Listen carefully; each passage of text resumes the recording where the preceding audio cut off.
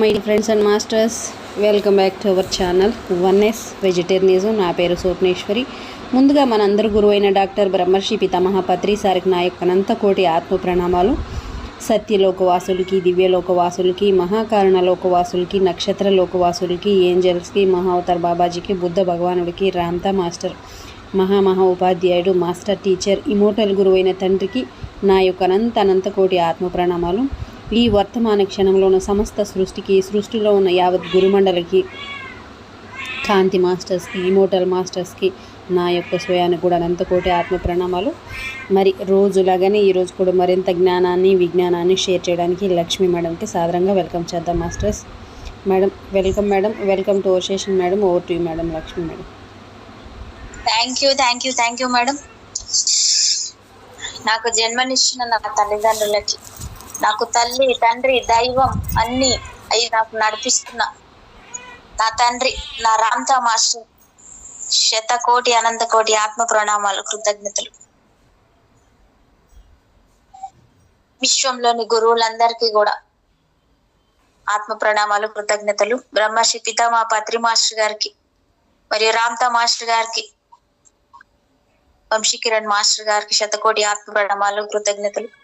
అవకాశం ఇచ్చిన స్వప్నేశ్వర్ మేడం గారికి, the young energetic ladies, oneness vegetarianism creator, the lady young guru Swapneshwar madam గారికి నా అనంతకోటి ఆత్మ ప్రణామాలు, కృతజ్ఞతలు. Thank you masters. విశ్వంలోని ప్రస్తుత వర్తమాన క్షణానికి మరియు నా స్వయానికి, ఈ వర్తమాన క్షణంలోని సమస్త ప్రాణకోటికి నా ఆత్మ ప్రణామాలు, కృతజ్ఞతలు.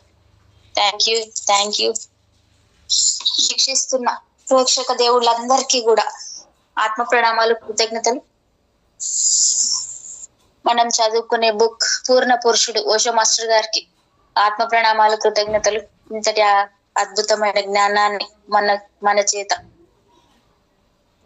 చెప్పిస్తున్నందుకు.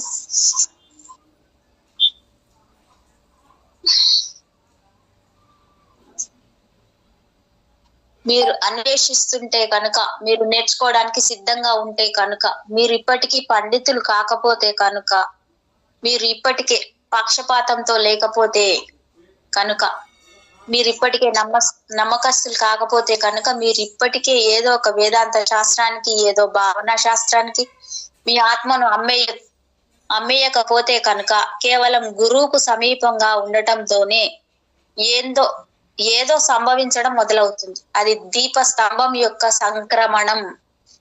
అది తూర్పులో ఆ విధంగానే తెలుసుకోబడింది. ఒక హృదయంలో తనంతట తాను జ్వలించిన దైవం, ఒక హృదయంలో తనంతట తాను జ్వలించినదైన వెలుగు అంధకారంలో తడుముకుంటున్న మరొక హృదయానికి సంక్రమిస్తుంది. కేవలం దగ్గరకు రావడంతోనే రెండు కొవ్వొత్తులు, ఒకటి వెలిగించినది, మరి ఒకటి వెలిగించనిది, మరింత దగ్గరికి రావడాన్ని ఊహించుకోండి. మీరు అకస్మాత్తుగా ఆశ్చర్యపోయే క్షణం వస్తుంది. ఆ రెండు కొవ్వొత్తులు వెలిగి ఉంటాయి. జ్వాల మరొక కొవ్వొత్తి వద్దకు దూకింది. కేవలం ఒక నిర్ణీత సాన్నిహిత్యం, ప్రేమ ఆ సాన్నిహిత్యాన్ని సృష్టిస్తుంది. మరి ఆ జ్వాల ఒక హృదయం నుంచి మరొక హృదయానికి దూకుతుంది. ఎవరు ఆధీనులవ్వడం అనే ప్రశ్నే లేదు, ఎవరు నమ్మడం అనే ప్రశ్నే లేదు. కానీ మీ ప్రశ్న భావగర్భితమైనది. ఎందుకంటే ప్రాగ్దిశలో సైతం నేను నిర్వచిస్తున్న గురువును మీరు సాధారణంగా కనుగొనలేరు. ప్రాగ్దిశ గాఢాంధకారంలో పడిపోయింది. గౌతమ బుద్ధుడి రోజులు ఇంకా ఎంత మాత్రం వాస్తవం కాదు, కానీ కేవలం ఒక రమణీయ స్మృతి. బహుశా సంభవించిన ఓ స్వప్నం, లేదా బహుశా ఎవరో కలగన్నది. ఒక ఉదయం ఒక గొప్ప మహారాజు ప్రసేనజిత్తు గౌతమ బుద్ధుని వద్దకు వచ్చాడు. అతను తన చేతులలో ఒక దానిలో ఒక అందమైన తామర పుష్పాన్ని, మరి ఇంకొక దానిలో ఆ కాల అత్యంత విలువైన వజ్రాలలో ఒక దానిని పట్టుకొని ఉన్నాడు. అతని భార్య పట్టుబట్టడం వలన అతను వచ్చాడంట. ప్రసేనజిత్తు, గౌతమ బుద్ధుడు ఇక్కడ ఉండగా నువ్వు నీ సమయాన్ని బుద్ధిహీనులతో అనవసరమైన విషయాలను మాట్లాడుతూ వ్యర్థం చేస్తున్నావు. ఆమె బాల్యం నుంచి ఆమె గౌతమ బుద్ధుని వద్దకు వెళుతూ ఉండేది. ఆమెకు అప్పుడు ఆమెకు వివాహమైంది. ప్రసేనజిత్తుకు అలాంటి ఇచ్చ ఏదీ లేదు. కానీ ఆమె అంతగా పట్టుబట్టడం వలన అతను అన్నాడు, ఈ మనిషి ఏ రకమైన వాడు అనేది చూడటానికి కనీసం ఒక్కసారి సందర్శనకు వెళ్ళడం అనేదే యుక్తమైనదే. కానీ అతను మహా అహంకారి కనుక అతను గౌతమ బుద్ధుడికి బహుకరించడానికి తన కోశాగారం నుంచి అత్యంత విలువైన వజ్రాన్ని బయటకు తీశాడు. అతను ఒక సాధారణ మానవుడిలా అక్కడికి వెళ్ళదలుచుకోలేదు. ప్రతి ఒక్కరూ తెలుసుకోవాలి, వాస్తవానికి ఎవరు గొప్పవారు, గౌతమ బుద్ధుడా లేక ప్రసేనజిత్తుడా అనేది ప్రతి వారు తెలుసుకోవాలని అతను అనుకున్నాడు. ఆ వజ్రం ఎంత విలువైనదంటే దానికోసం ఎన్నో పోరాటాలు మరి యుద్ధాలు సంభవించాయి. అతని భార్య నవ్వింది, మరి అంది, నేను నీకు చెబుతున్న మనిషి గురించి నీకు పూర్తిగా ఏమీ తెలియదు.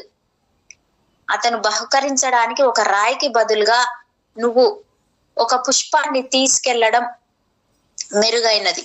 అతను అవగాహన చేసుకోలేకపోయాడు. కానీ అతను అన్నాడు, హాని ఏమీ లేదా, నేను రెండింటినీ తీసుకెళ్లవచ్చు, చూద్దాం. అతను అక్కడికి చేరుకున్నప్పుడు అతని చేతులలో ఒక దానిలో తీసుకువచ్చిన తన వజ్రాన్ని సమర్పించాడు. మరి బుద్ధుడు కేవలం అన్నాడు, దానిని వదిలేయి. సహజంగానే మీరు ఏం చేయగలరు? అతను దానిని వదిలేశాడు. బహుశా తన భార్య చెప్పింది సరైందే అని అనుకున్నాడు. మరొక చేతిలో అతను తామర పువ్వును పట్టుకొని ఉన్నాడు. అతను ఆ కమలాన్ని సమర్పించడానికి ప్రయత్నించినప్పుడు బుద్ధుడు అన్నాడు, దానిని వదిలే. అతను దానిని కూడా వదిలేశాడు. మరి కొంత భయపడ్డాడు. ఆ మనిషి పిచ్చివాడిలా కనిపిస్తున్నాడు. కానీ 10,000 మంది శిష్యులు తన మూర్ఖుడిని అని ప్రజలు అనుకుంటూ ఉండవచ్చు అని అనుకుంటూ అతను అక్కడ నిలబడ్డాడు. బుద్ధుడు మూడోసారి అన్నాడు, నేను చెప్పేది నీకు వినిపించడం లేదా? దానిని వదిలేయి. ప్రసేనజిత్తు తనలో తాను అనుకున్నాడు, ఇతనికి నిజంగానే పిచ్చి. ఇప్పుడు నేను వజ్రాన్ని వదిలేశాను, నేను కమలాన్ని వదిలేశాను, ఇక నా వద్ద ఏముంది? అహం. ఆ క్షణంలోనే సారిపుత్రుడు గౌతమ బుద్ధుని పురాతన శిష్యుడు నవ్వడం ప్రారంభించాడు. అతని నవ్వు ప్రసేనజిత్తుడిని అతని వైపు మళ్లించింది. మరి అతను అడిగాడు, నువ్వెందుకు నవ్వుతున్నావు? అతను అన్నాడు, నువ్వు ఆ భాషను అర్థం చేసుకోలేదు. ఆయన వజ్రాన్ని వదిలేయమని చెప్పడం లేదు, ఆయన కమలాన్ని వదిలేయమని చెప్పడం లేదు. ఆయన నువ్వు వదిలేయి అని, అహాన్ని వదిలేయమని చెబుతున్నాడు. నువ్వు వజ్రాన్ని కలిగి ఉండవచ్చు, నువ్వు మరి కమలాన్ని కలిగి ఉండవచ్చు, కానీ అహాన్ని వదిలేయి, దానిని తిరిగి చేరుకోవద్దు.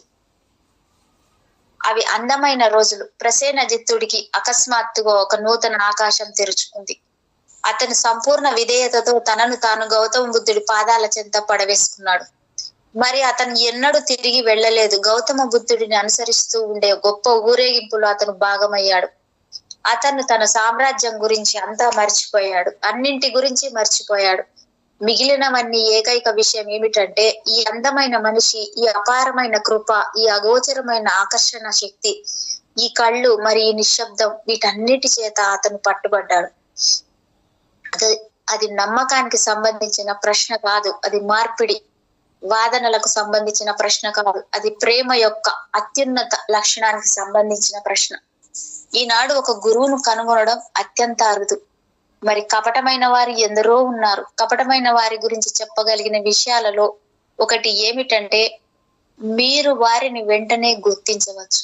మిమ్మల్ని ఏదైనా విశ్వసించమని వారు అడిగిన క్షణం, ఒక నిర్ణీత నిబంధనను, క్రమాన్ని అనుసరించమని వారు మీకు చెప్పిన క్షణం, వారి పట్ల నమ్మకాన్ని కలిగి ఉండమని వారు మిమ్మల్ని అడిగిన క్షణం, ఎన్నడూ అనుమానించవద్దని, ఎన్నడూ ప్రశ్నించవద్దని, విశ్వసనీయమైన విశ్వాసాన్ని కలిగి ఉండమని చెప్పిన క్షణం. ఇవన్నీ కపటమైన వారికి సంబంధించిన సూచనలు. వాటిని మీరు ఎప్పుడు కనుగొన్నా వీలైనంత వేగంగా ఆ ప్రదేశం నుంచి తప్పించుకోండి. కానీ ఈ మనుషులు ప్రపంచవ్యాప్తంగా ఉన్నారు. పశ్చిమంలోనే కాదు, తూర్పులో కూడా. మీకు గౌరవాన్ని ఇచ్చేవారు, మీకు ప్రేమనిచ్చేవారు, మీకు స్వేచ్ఛనిచ్చేవారు ఆయన గురువును ఎదుర్కోవడం అత్యంత అరుదు. మీకు ఏ బానిసత్వాన్ని అతను కల్పించడు, అతను ఏ ఒప్పందాన్ని చేరుకోడు. మీరు తన నీడగా ఉండాలని అతను కోరుకోడు, అతను మీరుగానే ఉండాలని కోరుకుంటాడు. ఇటువంటి మనిషిని మీరు కనుగొనగలిగిన క్షణం మీ జీవితంలో అత్యుత్తమ క్షణం వచ్చింది. దానిని కోల్పోకండి. నటించే వారు ఎంతో మంది ఉన్నారు, కానీ ప్రామాణికమైన గురువులు అత్యంత అరుదు. మన యుగం, మన కాలాల దౌర్భాగ్యం ఏమిటంటే మనం ఒక నిర్ణీత పరిధిని పూర్తిగా విస్మరించాం. పశ్చిమంలో వారు దానిని ఎన్నడూ కనుగొనలేదు, కానీ తూర్పులో మనం దానిని కనుగొన్నాం, మరి దానిని చేజార్చుకున్నాం. తమ అత్యుత్తమ శక్తితను సాధించిన వారు, తమకు తామే భగవంతులైన వారు అయిన గురువులు ఇక లేకపోతే అప్పుడు అంధకారంలో, అంధత్వంలో, అన్ని రకాల దృష్టి మళ్లింపులలో తమ స్వీయ గౌరవాన్ని, తమ స్వీయ ఆత్మను కనుగొనడానికి తడుముకుంటున్న శిష్యులకు అది అత్యంత కష్టతరమైనదవుతుంది. ఇక్కడ నా ప్రయత్నం శిష్యులను సృష్టించడం కాదు, అది కేవలం ఉపోద్ఘాతం మాత్రమే. కానీ గురువులను, సాధ్యమైనంత మంది గురువులను సృష్టించడం, ప్రపంచానికి అపారమైన అత్యవసరంగా జాగరూకత, ప్రేమ, స్వేచ్ఛ, నిష్కాపట్యం గల అనేక మంది మానవుల అవసరం ఉంది. కేవలం మానవులు మాత్రమే స్వవినాశక శక్తుల చేత ఈ ప్రపంచం నాశనం అవ్వకుండా నిరోధించగల ఒక ప్రత్యేక ఆధ్యాత్మిక వాతావరణాన్ని సృష్టించగలరు. అవి అత్యంత శక్తివంతమైనవి, కానీ ప్రేమ కన్నా ఎక్కువ శక్తివంతమైనవి కాదు. జోర్బా బుద్ధుడు. తిరుగుబాటుదారుల గురించి మీ అభిప్రాయం ఏమిటి? తిరుగుబాటుదారుల గురించి నా అభిప్రాయం అత్యంత సరళమైంది. గతం చేత తర్ఫీదునివ్వబడిన ఒక మరమనిషిలా జీవించని మనిషి ఒక తిరుగుబాటుదారుడు. మతం, సమాజం, సంస్కృతి నిన్నటికి చెందినదే. ఏ విధంగానూ అతని జీవన విధానంలోనూ అతని జీవన శైలిలోనూ జోక్యం చేసుకోదు. అతను ప్రత్యేకంగా జీవిస్తాడు. చక్రంలోని పన్నులా కాదు, ఇంద్రియ సంబంధమైన ఐక్యతలా అతని జీవితం మరెవరి చేత కాదు, తన స్వీయ వివేకం చేత నిర్ణయించబడుతుంది. అతని జీవన సౌరభమే స్వేచ్ఛకు సంబంధించింది. అతను స్వేచ్ఛలో జీవించడమే కాక ప్రతి ఒక్కరూ స్వేచ్ఛలోనే జీవించేందుకు అతను అనుమతిస్తాడు. తన జీవితంలో జోక్యం చేసుకోవడానికి అతను ఎవ్వరికి అనుమతించడు. మరెవరి జీవితంలోనూ అతను జోక్యం చేసుకోడు. అతనికి జీవితం ఎంత పునీతమైనది, మరి స్వేచ్ఛ అత్యున్నతమైన విలువ. అతను దాని కోసం అన్నింటినీ త్యాగం చేయగలడు. గౌరవార్హత, హోదా, స్వయంగా జీవితాన్ని సైతం. స్వేచ్ఛ అతనికి గతంలో ధార్మిక వ్యక్తులనబడే వారికి దైవం ఏదై ఉండేవాడో అలాంటిదే స్వేచ్ఛే అతని దైవం. మానవులు యుగాలు తరబడి గొర్రెలల్లా గుంపుల్లో ఒక భాగంగా దాని సాంప్రదాయాలను, ఆచారాలను అనుసరిస్తూ సనాతన గ్రంథాలను మరియు పురాతన అభ్యాసాలను అనుసరిస్తూ జీవించారు. కానీ ఆ జీవన విధానం వ్యతిరేకమైనది. మీరు ఒక క్రైస్తవుడు అయితే కనుక మీరు ఒక వ్యక్తిలా ఉండలేరు. మీరు ఒక హిందూ అయితే కనుక మీరు ఒక వ్యక్తిలా ఉండలేరు. తమ స్వీయ ప్రకాశానికి అనుగుణంగా జీవించేవాడే మరి తన అత్యుత్తమ విలువ అయిన స్వేచ్ఛ కోసం ప్రతిదాన్ని అపాయంలో పెట్టేవాడే ఒక తిరుగుబాటుదారుడు. తిరుగుబాటుదారుడు ఒక సమకాలీన వ్యక్తి. సమూహాలు సమకాలీనమైనవి కావు. హిందువులు 5 లేక 10,000 సంవత్సరాల పురాతనమైన వేదాలను విశ్వసిస్తారు. ఇతర మతాల విషయంలోనూ అదే పరిస్థితి. మృతమైనవి జీవించి ఉన్న వారిపై ఆధిపత్యం చెలాయిస్తున్నారు. తిరుగుబాటుదారుడు మృతమైన వాటికి వ్యతిరేకంగా తిరుగుబాటు చేస్తాడు. తన జీవితాన్ని తన చేతుల్లోకి తీసుకుంటాడు. అతను ఏకాకిగా ఉండడానికి భయపడడు. దాని బదులుగా అతను తన ఏకాంతాన్ని అత్యంత అమూల్యమైన సంపదలలో ఒకదానిగా ఆస్వాదిస్తాడు. సమూహం మీకు భద్రతను, రక్షణను కల్పిస్తుంది. దానికి మూల్యం మీ ఆత్మ. అది మిమ్మల్ని బానిసలను చేస్తుంది. అది మీకు ఎలా జీవించాలో మార్గదర్శక సూత్రాలను ఇస్తుంది. ఏం చెయ్యాలి, ఏం చేయకూడదు. ప్రపంచ వ్యాప్తంగా ప్రతి మతము 10 ఆజ్ఞలు, 10 కమాండ్మెంట్స్ వంటివేవో ఇచ్చింది. మరి భవిష్యత్తు ఎలా ఉండబోతుంది? భవిష్యత్తులో మానవుడి చైతన్యం ఎలా ఉండబోతుంది అనేది ఏమీ తెలియని వారి చేత ఇవ్వబడ్డాయి.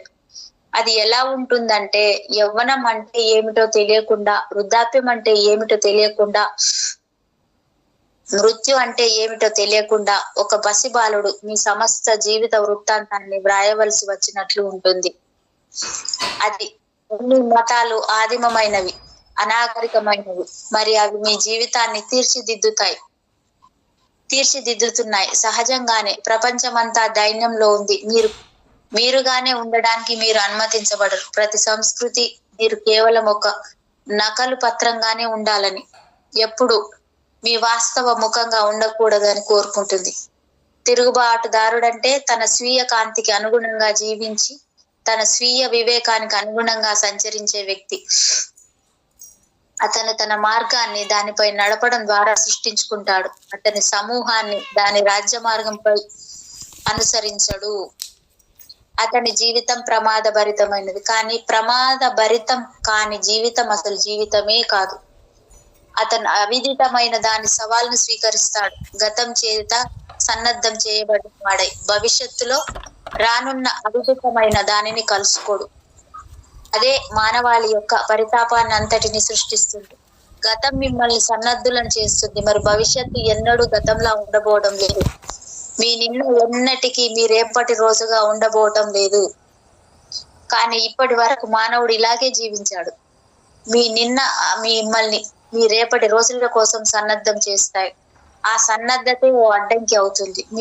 మీరు స్వేచ్ఛగా ఊపిరి పీల్చలేరు, మీరు స్వేచ్ఛగా ప్రేమించలేరు, మీరు స్వేచ్ఛగా నాట్యం ఆడలేరు. గతం మిమ్మల్ని అన్ని విధాలుగా వికలమైన వారిని చేసింది. గతం యొక్క భారం ఎంత బరువైందంటే ప్రతి వారు దాని కింద చితికిపోయారు. తిరుగుబాటుదారుడు కేవలం వీడ్కోలు చెప్పేస్తాడు. అది ఒక నిరంతర ప్రక్రియ. అందుకే తిరుగుబాటుదారుడుగా ఉండడం అంటే నిరంతరం తిరుగుబాటులో ఉండమని అర్థం. ఎందుకంటే ప్రతి క్షణం గతం కాబోతుంది. గతం ఇప్పటికే శ్మశానంలో ఉంది అని కాదు, మీరు ప్రతి క్షణం దాని ద్వారా పయనిస్తున్నారు. కనుక ఒక తిరుగుబాటుదారుడు ఒక నవీన కళను నేర్చుకోవాలి. వచ్చిన కొత్త క్షణంలో అతను స్వేచ్ఛగా జీవించగలిగేలా గతించిపోయిన ప్రతి క్షణం పట్ల మరణించే కళ. ఒక తిరుగుబాటుదారుడు అంటే తిరుగుబాటు యొక్క అవిచ్ఛిన్న ప్రక్రియ. అతను నిశ్చలమైన వాడు కాదు. మరి అక్కడే నిన్న ఒక విప్లవకారుడికి మరియు ఒక తిరుగుబాటుదారుడికి మధ్య వ్యత్యాసాన్ని నేను కనుగొంటాను. విప్లవదారుడు సైతం గతం చేత తర్ఫీదునివ్వబడిన వాడే. అతను యేసుక్రీస్తు లేదా గౌతమ బుద్ధుడి చేత ఉండవచ్చు, కానీ అతను కార్ల్ మార్క్స్ లేదా మావో జెడాంగ్ లేదా జోసెఫ్ స్టాలిన్ లేదా అడాల్ఫ్ హిట్లర్ లేదా బెనిటో ముస్సోలిని చేత తర్ఫీదునివ్వబడ్డాడు. అతనికి ఎవరు తర్ఫీదునిస్తారు అనేది అంత ముఖ్యమైనది కాదు. విప్లవకారుడికి తన సొంత పవిత్ర బైబిల్ ఉంది. దాస్ క్యాపిటల్ అతని పవిత్ర స్థలం సోవియట్ యూనియన్, అతని స్వంత మక్కా క్రెమ్లిన్. మరి ఇతర ధార్మిక వ్యక్తులు అందరిలాగానే అతను తన స్వీయ చైతన్యానుసారం జీవించడం లేదు. అతను ఇతరుల చేత కల్పించబడిన సద్వివేకానుసారం జీవిస్తున్నాడు. అందువలనే ఒక విప్లవకారుడు ఒక ప్రతిఘాతకుడే, రియాక్షనరీ తప్ప మరి ఏది లేదు. అతను ఒక నిర్ణీత సమాజానికి ప్రతికూలమై ఉండవచ్చు, కానీ అతను ఎల్లప్పుడూ మరో సమాజాన్ని సమర్థిస్తాడు. అతను ఒక సంస్కృతికి ప్రతికూలమై ఉండవచ్చు, కానీ అతను అవ్యవధిగా మరో సంస్కృతికి సిద్ధంగా ఉన్నాడు. అతను కేవలం ఒక చెరసాల నుంచి మరో చెరసాలకు చెరిస్తూ ఉంటాడు. క్రైస్తవం నుంచి కమ్యూనిజానికి, ఒక మతం నుంచి మరో మతానికి, హిందుత్వం నుంచి క్రైస్తవానికి అతను తన చెరసాలను మార్చుతాడు. తిరుగుబాటుదారుడు కేవలం గతం నుంచి బయటకు వచ్చేస్తాడు, మరి తనపై ఆధిపత్యం చెలాయించడానికి గతాన్ని ఎప్పుడు అనుమతించడు. తిరుగుబాటుదారుడి జీవితం అంతా జ్వలిస్తూ ఉండే అగ్ని ఆఖరి శ్వాస వరకు తను తాజాగానే ఉంటాడు. అతను యువకుడిలా ఉంటాడు. అతను ఏ పరిస్థితికి తన గతానుభవాలను అనుగుణంగా ప్రతిస్పందించాడు. తన ప్రస్తుత చైతన్యత్వానికి అనుగుణంగానే అతను ప్రతి పరిస్థితికి స్పందిస్తాడు. తిరుగుబాటుదారుడిగా ఉండడమే నా వరకు ధార్మికంగా ఉండగల ఏకైక మార్గం. మరి మతాలు అనబడేవన్నీ అసలు మతాలే కావు. అవి మానవాళిని సంపూర్ణంగా నాశనం చేశాయి, మానవులను బానిసలుగా చేశాయి, వారి ఆత్మలను శృంఖలాబద్ధం చేశాయి. కనుక ఉపరితలంపై మీరు స్వేచ్ఛగా ఉన్నట్లు కనిపిస్తుంది, కానీ మీ గాఢాంతర్గతంలో మీపై ఆధిపత్యం చెలాయిస్తూ పోయే ఒక నిర్ణీత న్యాయాన్ని మతాలు సృష్టించాయి. ఒక తిరుగుబాటుదారుడు గతాన్నంతటినీ విసిరి పారేస్తాడు. ఎందుకంటే అతను తన సొంత కాంక్షలకు అనుగుణంగా, తన స్వీయ ప్రకృతికి అనుగుణంగా జీవితాన్ని జీవించాలనుకుంటున్నాడు. ఏ గౌతమ బుద్ధుడి ప్రకారం లేదా ఏ యేసుక్రీస్తు లేదా మోజెస్ ప్రకారమో కాదు. మానవాళి భవిష్యత్తుపై ఏకైక ఆశా తిరుగుబాటుదారుడు అన్ని మతాలను, అన్ని దేశాలను, అన్ని జాతులను ధ్వంసం చేస్తాడు. ఎందుకంటే అవన్నీ కుళ్ళిపోయినవి, గతించిపోయినవి, మానవ వికాసం యొక్క పురోగతిని అడ్డుకుంటున్నాయి. తన సంపూర్ణ పుష్టీకరణకు వచ్చేందుకు అవి ఎవరికి అనుమతించడం లేదు. వారికి భూమిపై మానవులు అవసరం లేదు, వారికి గొర్రెలు కావాలి. జీసస్ నిరంతరం చెబుతాడు, నేను గొర్రెల కాపరిని, మరి మీరు నా గొర్రెలు. నేను నిరంతరం ఆశ్చర్యపోయినది ఏమిటంటే కనీసం ఒక మనిషి కూడా నిలబడి అడగలేదు, నువ్వు నిరర్ధకమైన మాటలు ఎందుకు మాట్లాడుతున్నావు? మేము గొర్రెలమైతే కనుక అప్పుడు నువ్వు కూడా ఒక గొర్రెవే. మరి నువ్వు గొర్రెల కాపరివైతే కనుక అప్పుడు మేము కూడా గొర్రెల కాపరులమే. అతని సమకాలీకులు మాత్రమే కాదు, కానీ 2000 సంవత్సరాల పాటు ఏ క్రైస్తవుడు తన మానవాళికి ఎంతో అవమానకరమైనదని, మానవులను గొర్రెలు అని, మరి తనను తాను గొర్రెల కాపరిగా, రక్షకుడిగా పిలుచుకోవడం ఎంతగానో అగౌరవపరచడం అని ప్రశ్నను రేకెత్తించలేదు. నేను మిమ్మల్ని రక్షించడానికే వచ్చాను. మరి అతను తనను తానే రక్షించుకోలేకపోయాడు. అయినా తమను రక్షించడానికి అతను తిరిగి వస్తాడని దాదాపు సగం మానవాళి ఆశిస్తుంది. మిమ్మల్ని మీరు రక్షించుకోలేరు. దేవుడి ఏకైక కుమారుడు యేసుక్రీస్తు అవసరం. అతను తన ప్రజలకు వాగ్దానం చేశాడు, నేను త్వరలో వస్తాను. మీ జీవిత కాలంలోనే మరి 2000 సంవత్సరాలు గడిచిపోయాయి. ఎన్నో జీవిత కాలాలు గడిచిపోయాయి. మరి ఏ చిహ్నము, ఏ సూచనలు కనిపించడం లేదు. కానీ అన్ని మతాలు దీనిని విభిన్న విధానాలలో చేశాయి. కృష్ణుడు గీతలో ఏం చెబుతాడంటే, ఎప్పుడెప్పుడు దైన్యం ఉన్నా, ఎప్పుడెప్పుడు వేదన ఉన్నా, ఎప్పుడెప్పుడు అవసరం ఉన్నా నేను మళ్ళీ వస్తాను. 5000 సంవత్సరాలు గతించిపోయాయి. మరి అతను కనీసం ఒక్కసారైనా కనిపించలేదు. ఇక మళ్ళీ అని దానికి ఎందుకు చెబుతాం? ఈ వ్యక్తులు వారి వివరణములు ఎంత అందంగా ఉన్నా మానవాళి పట్ల గౌరవాన్ని కలిగి లేరు.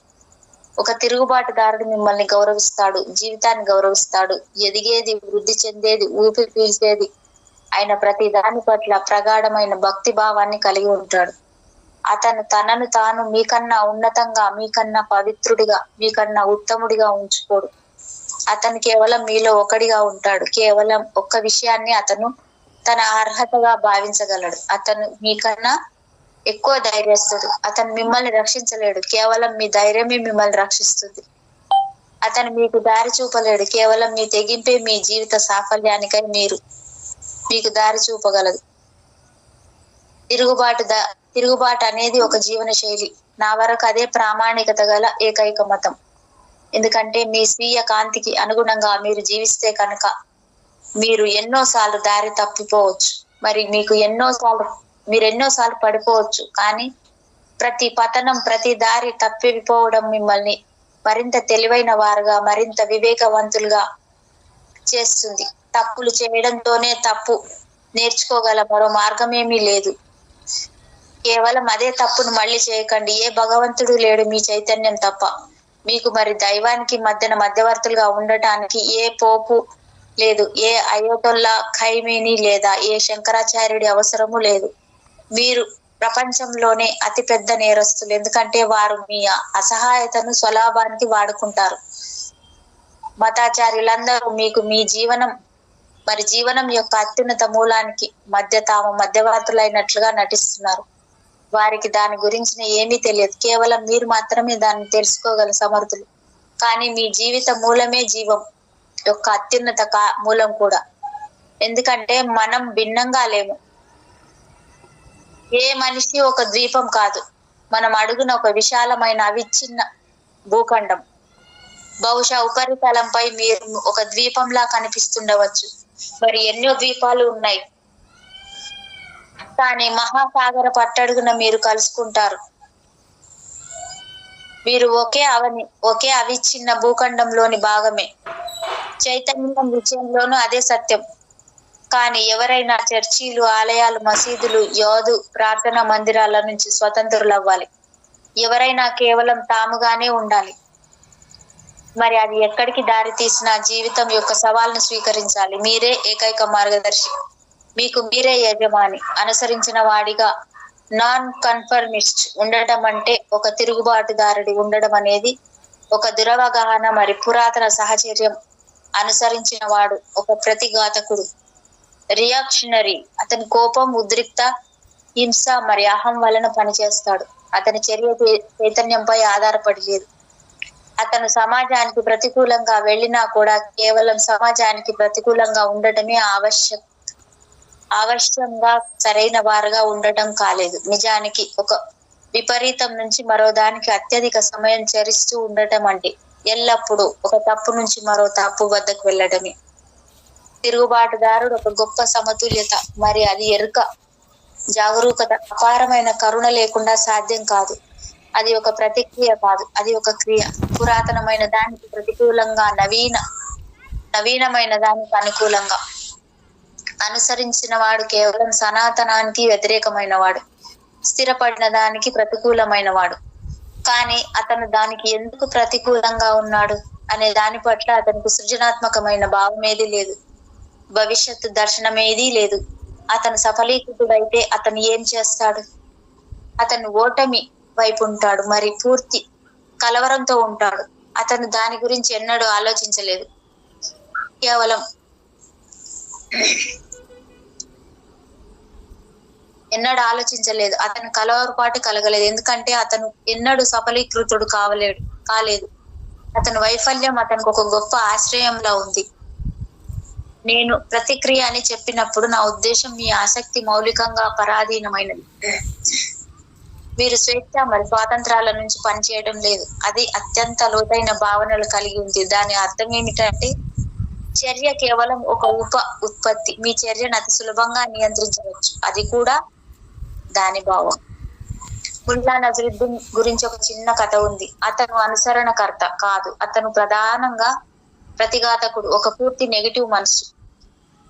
నువ్వు కుడివైపు వెళ్ళాలి అని అతని తండ్రి చెబితే గనుక అతను ఎడమ వైపుకు వెళ్తాడని మీరు నిశ్చయంగా చెప్పవచ్చు. త్వరలో నీ తండ్రికి దాని పట్ల ఎరుక కలిగింది. మరి అప్పుడు ఇక ఈ సమస్యలే లేదు. అతను కుడివైపు వెళ్ళాలని తండ్రి అనుకుంటే కనుక అతను అంటాడు, దయచేసి ఎడమ వైపు వెళ్ళు. మరి ముల్లా కుడివైపుకు వెళ్ళేవాడు. అతను అవిధేయుడు, అతను అనుసరించని వాడు. కానీ తాను ఆజ్ఞాపించబడుతున్నానని, నిర్దేశించబడుతున్నానని, నియంత్రించబడుతున్నానని మరి తన తండ్రి కోరుకున్న విధంగానే తాను చేస్తున్నానని అతనికి ఏం మాత్రం తెలియదు. నెమ్మదిగా అతనికి ఎరుక కలిగింది. ఏమిటి విషయము? మునుపు మా నాన్నగారు తన కుడివైపు వెళ్ళమంటే నేను ఎడమ వైపు వెళ్ళానని చాలా కోపంగా ఉండేవాడు. నేను ఇప్పట్లాగా అదే అవిధేయతతోనే ఉంటున్నాను. కానీ ఇప్పుడు అతను కుడి చేయడమే లేదు. త్వరలోనే ఆ అద్భుతాన్ని కనుగొన్నాడు. ఒక రోజు ఒక ముసలి తండ్రి నసరుద్దీన్ తన గాడిదతో కలిసి నదిని దాటుతున్నారు. మరి ఆ గాడిదపై ఒక పెద్ద చక్కెర బస్తా ఉంది. ఆ బస్తా కుడివైపు ఎక్కువగా ఒరిగిపోతుంది. అది జారిపోయి మరి నదిలో పడిపోగల అవకాశం ఉంది. తండ్రి వెనకాల ఉన్నాడు.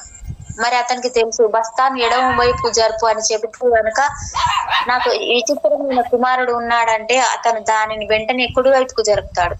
ఆ బస్తా నదిలో పడిపోతుంది, మరి చక్కెరంతా పోతుంది. కనుక అతను అరిచాడు, నజరుద్దీన్ బస్తాను కుడివైపుకు జరుపు. పాత అనుభవం ప్రకారం అతను దాన్ని ఎడమ వైపుకు జరుపుతాడని ఆశించాడు. కానీ అప్పటికే నజరుద్దీన్ దాన్ని కనుగొన్నాడు. అతను అన్నాడు, సరే ఆ బస్తాను కుడివైపుకు లాగాడు. మరి అది కాస్త నదిలో పడిపోయింది. తండ్రి అన్నాడు, ఏం జరిగింది? నువ్వు అవిధేయుడుగా లేవా? అతను అన్నాడు, నేను ప్రతిసారి విధేయుడుగా ఉండాలా లేదా వద్దా అనేది నిర్ణయిస్తాను. నేను ఒక స్థిరమైన తత్వాన్ని కలిగి ఉండను, కానీ నేను పరిస్థితికి అనుగుణంగా చరిస్తాను. ఎందుకంటే నువ్వు నాతో కపటంగా ఉన్నావు, నువ్వు నన్ను మోసగిస్తూ ఉన్నావు. నేను కుమారుడిని మరి అయినా కూడా నన్ను మోసగిస్తూ ఉన్నావు. నువ్వు నన్ను ఏ విధంగా ఆజ్ఞాపిస్తూ ఉన్నావంటే నేను అతిక్రమించవలసి వచ్చింది. ఈ రోజు నుంచే జాగరూకుడనై ఉండు అని నేను మాట వినవచ్చు, నేను వినకపోవచ్చు. నేను ఊహించదగిన విధంగా, నియంత్రించదగిన విధంగా ఇక ఏ మాత్రం నీ చేతిలో ఉండబోవటం లేదు. అనుసరించని వాడు ఎల్లప్పుడూ సమాజం మరి సంస్థాపనల చేతిలోనే ఉంటాడు. సంస్థాపన కేవలం మరింత తెలివిగా మరి కపటంగా ఉండాలి. అప్పుడు అతను అనుసరించని వాడిని అతి సులభంగా వాడుకోగలడు, ఏ సమస్య లేకుండా. కానీ సంస్థాపన ఎన్నడూ తిరుగుబాటుదారుడిని వాడుకోలేదు. ఎందుకంటే అతను సంస్థాపనకు ప్రతిచర్య చేయడం లేదు. అతను భవిష్యత్తు యొక్క నవీన మానవాళి యొక్క దర్శనాన్ని కలిగి ఉన్నాడు. అతను ఆ స్వప్నాన్ని సృజించడానికి, దానిని ఒక వాస్తవంగా రూపాంతరం చేయడానికి కృషి చేస్తున్నాడు. అతను సమాజానికి వ్యతిరేకంగా కనుక ఉంటే అతను దానికి వ్యతిరేకంగా ఉంటాడు. ఎందుకంటే అతని స్వప్నానికి సమాజం ఒక అడ్డంకి. అతని దృష్టి స్థాపనపైనే కాక ఒక అవిదిత భవిష్యత్తుపై, ఒక శక్యమైన సంభావ్యతపై ఉంది. అతను తన స్వేచ్ఛ నుంచి, తన దర్శనం నుంచి, తన స్వప్నం నుంచి పనిచేస్తాడు. ఏ దిశగా వెళ్ళాలి అనేది అతని చైతన్యం నిర్ణయిస్తుంది. మీ తిరుగుబాటుదారుడు ఏ విధంగా జోర్బా బుద్ధుడితో నిమిత్తం కలిగి ఉంటాడు? నా తిరుగుబాటుదారుడు, నా నవీన మానవుడు జోర్బా బుద్ధుడు. మానవాళి అయితే ఆత్మీయ వాస్తవం మరి పదార్థం మిథ్య అని విశ్వసిస్తూ జీవించింది, లేదా పదార్థం వాస్తవం మరి ఆత్మ మిథ్య అనే భావనలో జీవించింది. మీరు గతంలోని మానవాళిని ఆధ్యాత్మికవేత్తలుగా మరి భౌతికవాదులుగా విభజించవచ్చు, కానీ ఎవ్వరూ మానవుడి యొక్క వాస్తవం వైపు చూడాలని అనుకోలేదు.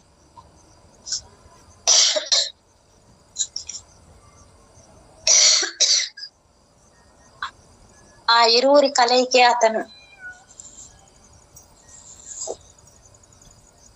అతను కేవలం ఆధ్యాత్మికతే కాదు, అతను చైతన్యం మాత్రమే కాదు, అతను కేవలం పదార్థమే కాదు, అతని పదార్థం మరి చైతన్యాల మధ్య గొప్ప సమ్మేళనం.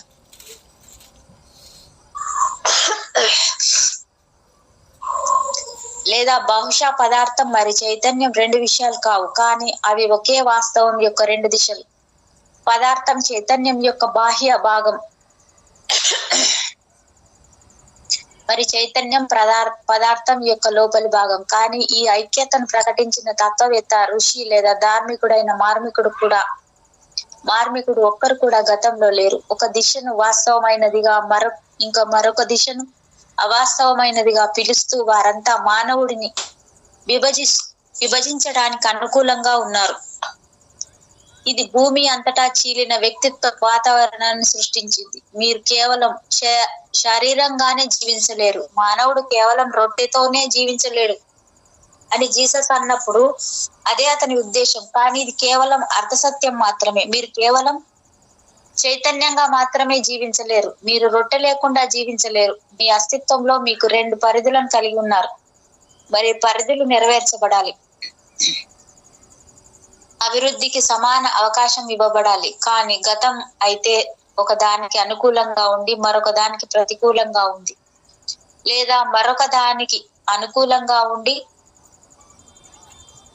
మరొక దానికి ప్రతికూలంగా ఉంది, లేదా మరొక దానికి అనుకూలంగా ఉండి మరి మొదటి దానికి ప్రతికూలంగా ఉంది. మానవుడు ఒక సంపూర్ణత్వంగా అంగీకరించబడలేదు. ఇది దైన్యాన్ని, వేదనను మరి మహా అంధకారాన్ని కల్పించింది.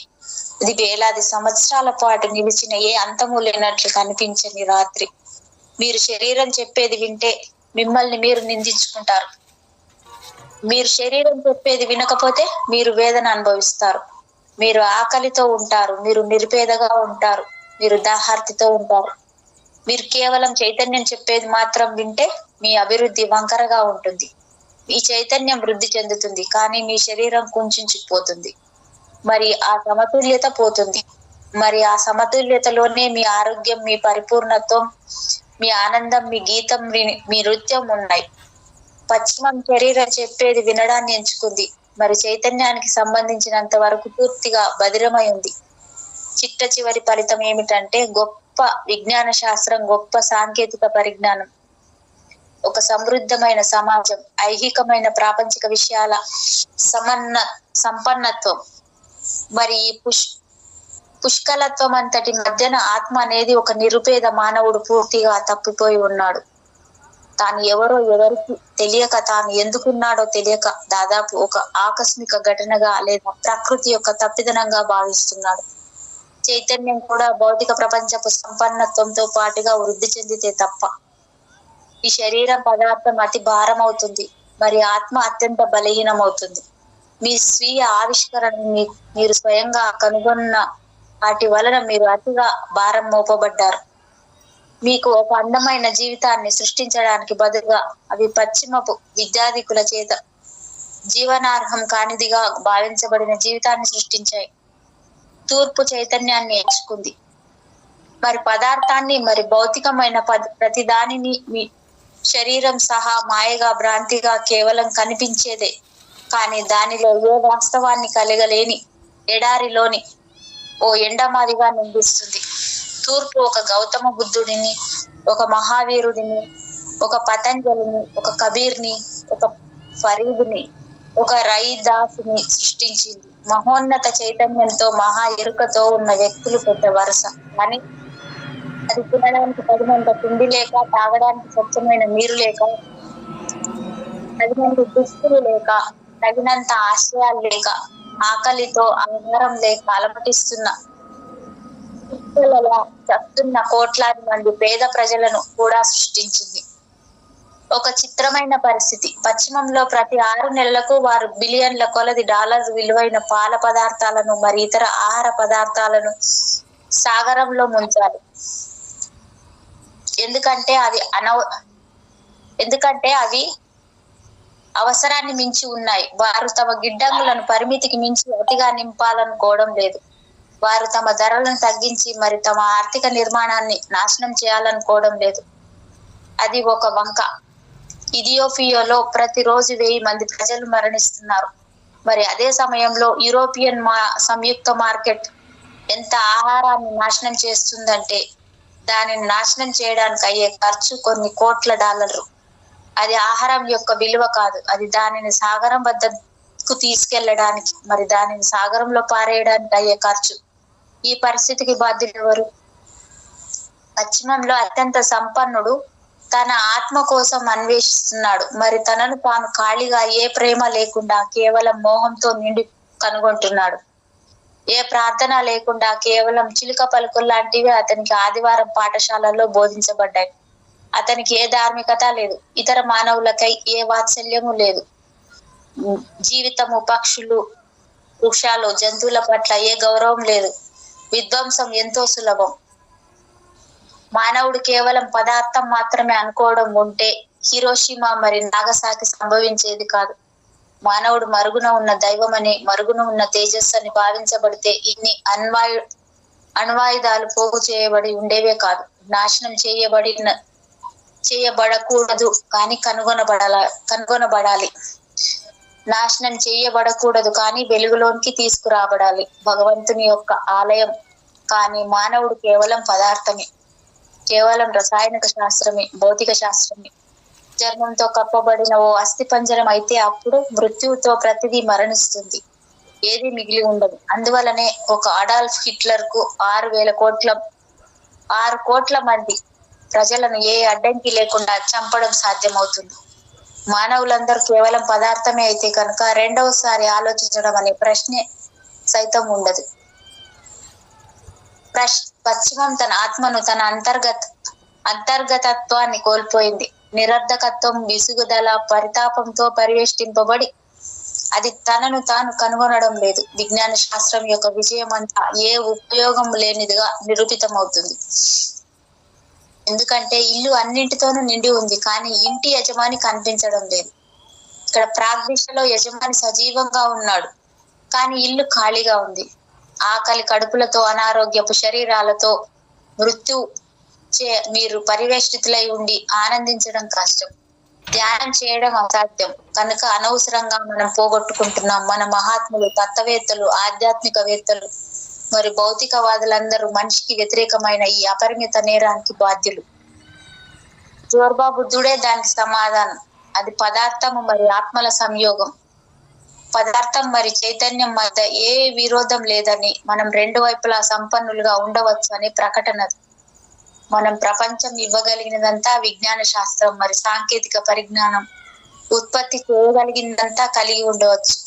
మరి అయినా కూడా మనం ఒక బుద్ధుడు, ఒక కబీర్, ఒక నానక్ తన అంతర్గత అస్తిత్వంలో కనుగొనగలిగిందంతా కలిగి ఉండవచ్చు. పరమానందపు కుసుమాలు, దైవత్వపు పరిమళం, అత్యున్నత స్వేచ్ఛ యొక్క రెక్కలు. జోర్బా బుద్ధుడే ఆ నవీన మానవుడు, ఆ తిరుగుబాటుదారుడు.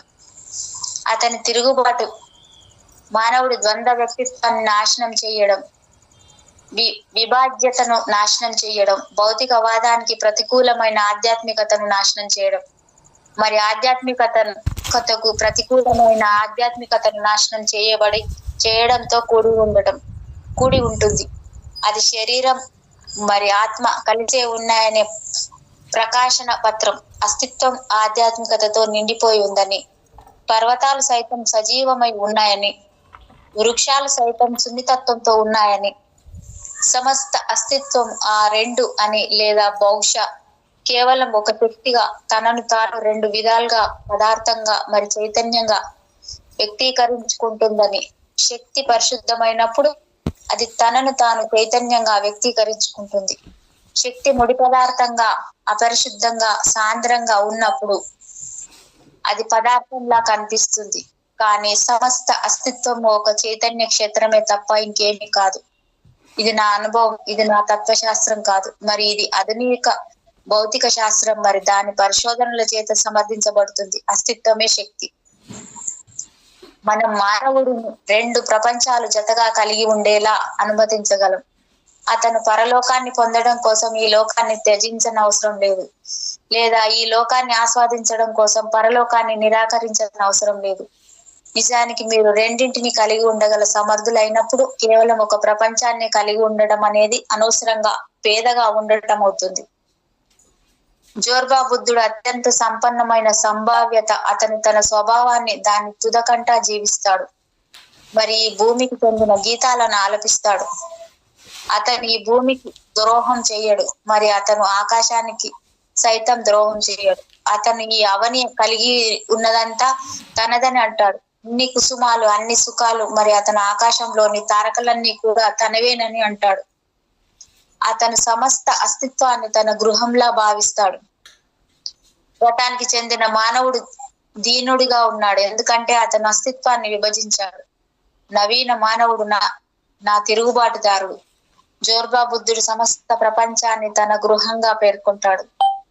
అది కలిగి ఉన్నదంతా మన కోసమే. మరి మనం దానిని సాధ్యమైన ప్రతి విధానంలోనూ సద్వినియోగపరచుకోవాలి. ఏ అపరాధ భావన లేకుండా, ఏ విరోధము లేకుండా, ఏ ఎంపిక లేకుండా పదార్థం శక్తి మేరకు ఉన్నదంతా ఆస్వాదించండి. మరి చైతన్యానికి యోగ్యమైనదంతా ఆనందించండి. ఒక జోర్బాగా ఉండండి, కానీ అక్కడే ఆగిపోకండి. ఒక బుద్ధుడిగా ఉండటం వైపు సాగిపోతూ ఉండండి. జోర్బా ఒక సగం, బుద్ధుడు ఒక సగం. ఒక సనాతన గాథ ఉంది. ఒక నగరానికి సమీపంలో ఉన్న అడవిలో ఇద్దరు యాచకులు నివసించేవారు. వారు శత్రువులు. వృత్తిపరమైన వారందరూ ఉన్నట్లుగానే ఇద్దరు వైద్యులు, ఇద్దరు ఉపాధ్యాయులు, ఇద్దరు మహాత్ములు, ఒక అంధుడు, మరి ఇంకొకడు కుంటివాడు. వారి ఇరువురు అత్యంత పోటీతత్వం గలవారు. రోజంతా వారి నగరంలో ఒకరితో ఒకరు పోటీ పడుతుంటారు. కానీ ఒక రాత్రి వారి గుడిసెలకు నిప్పంటుకుంది, ఎందుకంటే అరణ్యమంతా తగలబడుతుంది. అంధుడు బయటకు పరిగెత్తగలడు, కానీ ఎక్కడికి పరిగెత్తిపోవాలో అతను చూడలేడు. అగ్ని ఇంకా ఎక్కడ వ్యాపించలేదో అతను చూడలేడు. ఈ మంటల నుంచి తప్పించుకోవడానికి ఇంకా సంభావ్యతలు ఉన్నాయని కుంటి వ్యక్తి చూడగలడు, కానీ అతను బయటకు పరిగెత్తలేడు. అగ్ని అత్యంత వేగంగా విచ్చలవిడిగా వ్యాపిస్తుంది కనుక మృత్యువు ఆసన్నమవుతుండడాన్ని కుంటి వ్యక్తి చూడగలిగిపోతున్నాడు. వారు ఒకరినొకరు అవసరం అనేది వారు గ్రహించారు. కుంటి మనిషికి ఆకస్మిక గ్రహణం కలిగింది. ఆ మరో మనిషి పరిగెత్తగలడు. వారు తమ పోటీ మొత్తం మర్చిపోయారు. అటువంటి కీలక సమయంలో ఇరువురు మృత్యువుని ఎదుర్కొంటున్నప్పుడు మూర్ఖ శత్రుత్వాలన్నింటినీ వారు ఆవశ్యకంగా మర్చిపోయారు. వారు ఒక గొప్ప సంయోగాన్ని సృష్టించారు. అంధుడు కుంటి మనిషిని తన భుజాలపై మోస్తాడని, మరి వారు ఒక మనిషిలా పని చేస్తారని అంగీకారానికి వచ్చారు. కుంటి మనిషి చూడగలడు, అంధుడు పరిగెత్తగలడు. వారు తమ ప్రాణాలను కాపాడుకున్నారు. వారు ఒకరి ప్రాణాలను ఒకరు కాపాడటం వలన వారు మిత్రులయ్యారు. మొట్టమొదటిసారిగా వారు తమ వైరాన్ని వదిలేశారు. జోర్బా అంధుడు, అతను చూడలేడు, కానీ అతను నాట్యం చెయ్యగలడు, అతను పాడగలడు, అతను ఉల్లంఘించగలడు. బుద్ధుడు చూడగలడు, కానీ అతను కేవలం చూడగలడు అంతే. అతను కేవలం కళ్ళే, కేవలం సృష్టత మరి గ్రహణ, కానీ అతను నాట్యం చేయలేడు. అతను వికలాంగుడు, అతను పాడలేడు, అతను ఉల్లసించలేడు. ఇదే సమయం ప్రపంచం ఒక దావానలం. ప్రతి ఒక్కరి జీవితం ప్రమాదంలో ఉంది. జోర్బా మరియు బుద్ధుడి కలయిక సమస్త మానవాళిని రక్షించగలదు. వారి కలయికే ఏకైక ఆశ. బుద్ధుడు చైతన్యాన్ని, స్పష్టతను, అతీతమైన దానిని దర్శించగల కళ్ళను, దాదాపు అగోచరమైన దానిని చూడటానికి కళ్ళను ఇవ్వగలడు. జోర్బా తన అస్తిత్వానంతటిని బుద్ధుడి దార్శనికతకు ఇవ్వగలడు. అది కేవలం నిస్తేజమైన దర్శనంగా ఉండిపోనివ్వకుండా దానిని ఒక నృత్యంగా, ఉల్లాసంగా, పరమానంద భరిత జీవన విధానాన్ని చేయగలడు.